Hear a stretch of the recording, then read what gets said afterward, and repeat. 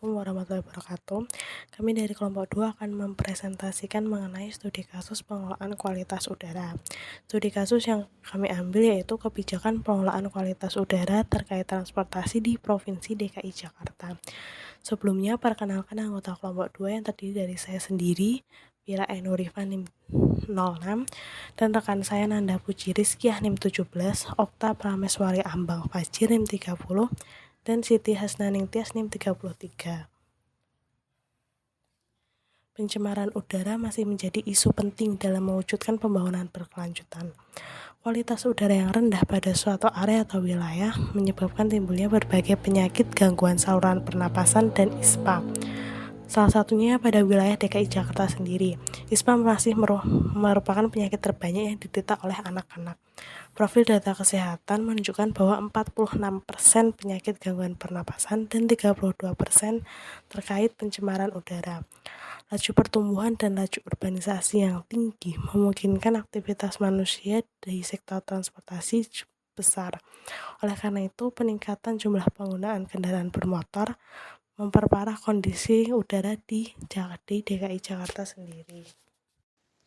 Telah banyak peraturan yang dikeluarkan oleh pemerintah Provinsi DKI Jakarta terkait pengelolaan kualitas udara perkotaan.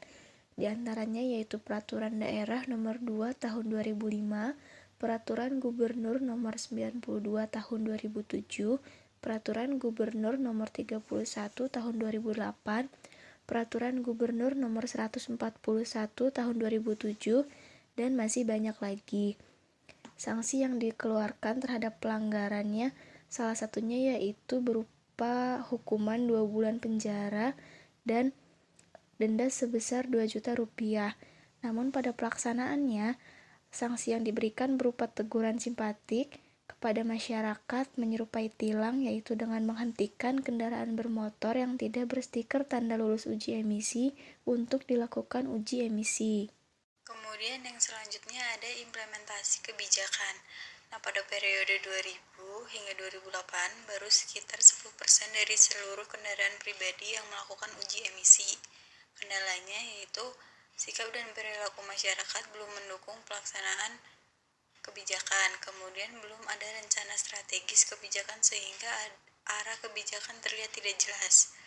Kemudian sarana prasarana pendukung belum memadai, komitmen pelaksanaan kebijakan yang rendah, kualitas SDM teknisi yang rendah. Selanjutnya akan dijelaskan oleh teman saya. Implementasi kebijakan yang selanjutnya yaitu yang pertama, command and control atau atur dan awasi. Maksudnya pemerintah menetapkan peraturan-peraturan dan standar yang harus dipatuhi oleh industri, pemilik kendaraan ataupun kegiatan lain yang berpotensi mencemari udara. Yang kedua, self-monitoring atau pengawasan diri. Artinya orang atau industri pelaksana kegiatan yang dapat mencemari udara harus memantau emisi yang dikeluarkan dan melaporkan kepada instansi pemerintah terkait. Yang selanjutnya ada pemanfaatan sumber daya manusia.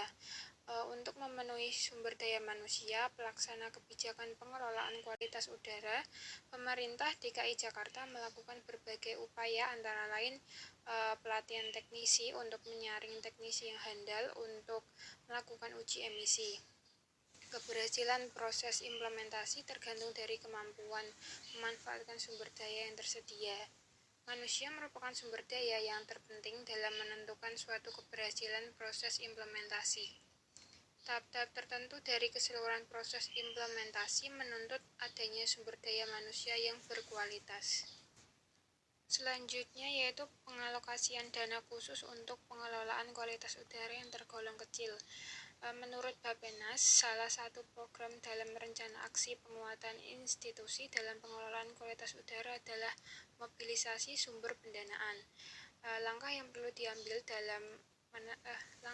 diambil adalah menetapkan alokasi belanja dan mengalihkan belanja publik menjadi belanja operasional dan atau pemeliharaan serta berupaya untuk menghindari ketergantungan pada APBD. Selanjutnya ada peran serta masyarakat yang rendah. Hanya sekitar 10% anggota pemilik kendaraan yang melakukan uji emisi. Dan yang terakhir, pembagian tugas dalam pelaksanaan kebijakan sudah berjalan namun tidak diikuti secara maksimal karena kendala utamanya adalah bahwa rencana strategis belum dikembangkan sehingga berbagai target kegiatan dan waktu belum dapat dijabarkan. Rencana strategis merupakan salah satu komponen penting yang mendorong keputusan dan aksi yang membentuk dan mengarahkan organisasi terhadap kegiatan yang harus dilakukan dan mengapa kegiatan tersebut dilakukan. Sekian yang dapat kelompok kami sampaikan. Jika ada kesalahan dalam pengucapan dan perbuatan, kami mohon maaf. Terima kasih. Wassalamualaikum warahmatullahi wabarakatuh.